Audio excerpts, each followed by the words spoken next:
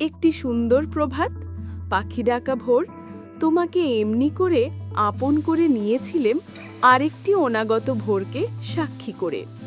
জানি জীবনের এই মধুর ভোরে তোমাকে নিজের মতো করে সাজিয়ে নিয়েছি।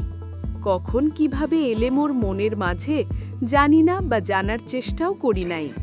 তবে বারবার মনে পড়ে সেদিন ছিল মেঘমুক্ত পরিষ্কার আকাশ, সকালে সোনা রোদ ঝলঝল করছিল। তুমি অপেক্ষা করছিলে বাসের জন্য, আর আমিও তাই।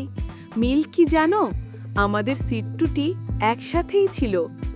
এভাবে বুঝি মিলন রেখা মিশে যায়, মিলনে বারতা নিয়ে আসে। কিছু কথা হলো, জানা হলো দুজনার, কথা হলো আবার হয়তো দেখা হবে। এভাবে বারবার দেখা হতো, আর প্রতিবার মিলে যেত সেই বাসের দুটি সিট। জানি নিয়তির কোনো ইশারায় এ যে মিলনে আজ বছর পরও মোদের বন্ধন অটুট আছে। এখন সেই আগের মতো সকালের সোনা রোদ এসে পড়ে তোমার উঠানে, ঝিরিঝিরি বাতাসে চুল তোমার এসে পড়ে কোপলে।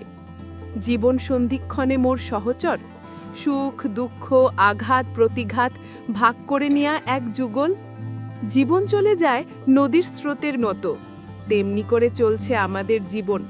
তুমি আমি পাশাপাশি বাস, আছে সাথে আমাদের স্বপ্নযাত্রা।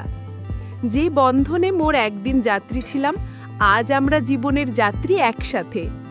এই বন্ধন জনম জনমের, হাজার হাজার ঘন্টার, দিন মাস বছর যুগ যুগের।